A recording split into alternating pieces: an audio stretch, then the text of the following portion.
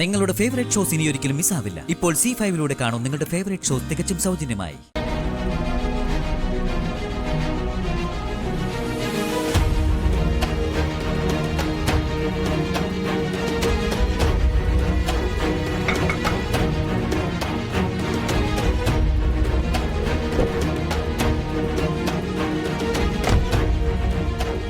കഴിഞ്ഞു.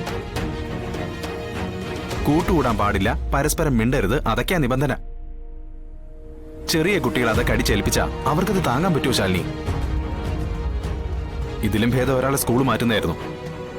ആദ്യത്തെ ഒരു വേദനയിലേ ഉണ്ടാവുള്ളൂ, പിന്നെ അവരത് മറന്നു കളഞ്ഞേനെ. ഇതിപ്പോ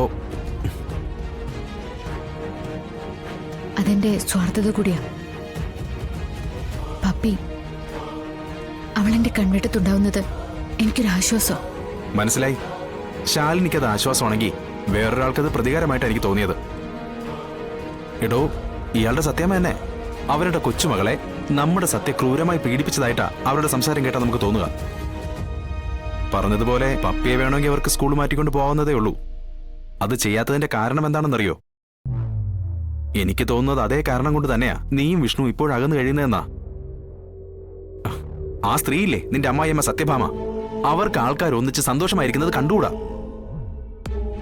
അവര് വേദനിക്കുകയും നരയിക്കുകയും ചെയ്യുന്നത് കാണുന്നത് അവർക്ക് ഹരം. വേണ്ടത് പറയാതെ ദേവേട്ടാ. വേണ്ടാത്തൊന്നും അല്ലടോ.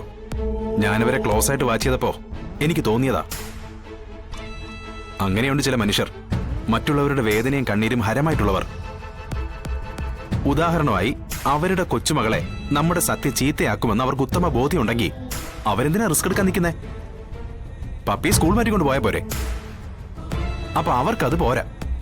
തന്റെ കൊച്ചുമോളോട് ഇത്രയും നാളും കൂട്ടുകൂടി ഉല്ലസിച്ച് നടന്ന സത്യമോള് അവളോട് മിണ്ടാൻ വയ്യാതെ ശ്വാസം മുട്ടുന്നത് അവർക്ക് കാണണം. അത് കണ്ട് അവർക്ക് ആനന്ദിക്കണം. എടോ, ഇതേ ആനന്ദം തന്നെയാ നിന്റെയും വിഷ്ണുവിന്റെയും കാര്യത്തിലും അവരനുഭവിക്കുന്നത്. ഇയാൾ എനിക്ക് മുന്നിൽ വരച്ചു കാട്ടിയ സത്യഭാമയുടെ ചിത്രം ഇതൊന്നും ആയിരുന്നില്ല. കരുണാമയും സ്നേഹലോലുപയും ഒക്കെ ആയ ഒരു അമ്മായിയമ്മ. സത്യമ്മ പുറത്തേക്ക് അങ്ങനെയൊക്കെയാണെന്നേ ഉള്ളൂ. ഉള്ളിന്റെ ഉള്ളിൽ എല്ലാവരുടെ സ്നേഹവും കരുണയും വാത്സല്യൊക്കെ സൂക്ഷിക്കുന്നയാളാ. നോൺസെൻസ്. ശാലിനി, 80s-ലെ 4 കെട്ടിലെ കാരണവന്മാരുടെ കഥയിന്ന് പുറത്തു വാ നീ. സ്നേഹവും കരുണയും വാത്സല്യൊക്കെ ഉള്ളിലുണ്ടെങ്കിൽ അത് പുറത്ത് കാട്ടേണ്ടത് തന്നെയാ. കാട്ടാതിരിക്കാൻ പറ്റില്ല. അല്ലാത്തെല്ലാം വെറും പൊങ്ങച്ചവാ, വെറും ജാട. വിളക്ക് കത്തിച്ച് കുടത്തിനടിയിൽ വെച്ചിരിക്കുന്ന പോലെ സ്നേഹം സൂക്ഷിക്കുന്നു. ആർക്കുപകാരം? ചാകുമ്പോ ആ വെളിച്ചം കൂടി ചിതയിലേക്ക് കൊണ്ടുപോകാനോ? ദേവേട്ടൻ ഇങ്ങനെയൊക്കെ വേദന കൊണ്ടാ ശാലിനി. നീയും സത്യാമ്മയൊക്കെ പരസ്പരം കാണാത്ത ഒളി ജീവിതത്തിനിടയിലും അവരവരുടേതായ ആനന്ദം അനുഭവിക്കുന്നുണ്ട്. പക്ഷെ ബഫൂണായ ഒരു കഥാപാത്രമുണ്ട്. നീയും നിന്റെ സത്യാമ്മയും കൂടി കോമാളിയാക്കിയ ഒരു കഥാപാത്രം. നിന്റെ കഴുത്തിൽ താലി കെട്ടിയ ആള് വിഷ്ണു.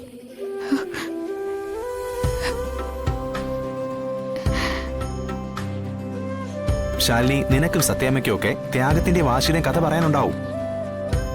പക്ഷെ കൺമുന്നിലുള്ള സ്വന്തം മക്കളെ പോലും തിരിച്ചറിയാനാവാതെ നിൽക്കുന്ന ആ പാവ മനുഷ്യനോ? അയാൾക്ക് നഷ്ടപ്പെട്ട വർഷങ്ങൾ ആര് മടക്കി കൊടുക്കും? ആ വർഷങ്ങൾ അയാൾക്ക് സ്വന്തം ഭാര്യയുടെയും മക്കളുടെയും ഭാഗത്തു നിന്ന് കിട്ടേണ്ട സ്നേഹവും കരുതലും സാന്ത്വനവും നഷ്ടപ്പെട്ടതിന് ആര് സമാധാനം പറയും? അവരെ ചേർത്ത് പിടിച്ചു നിർത്തുമ്പോ അയാൾ അനുഭവിക്കുമായിരുന്ന ആനന്ദം തിരിച്ചു കൊടുക്കാൻ പറ്റുമോ നിനക്കോ നിന്റെ സത്യാമ്മയ്ക്കോ?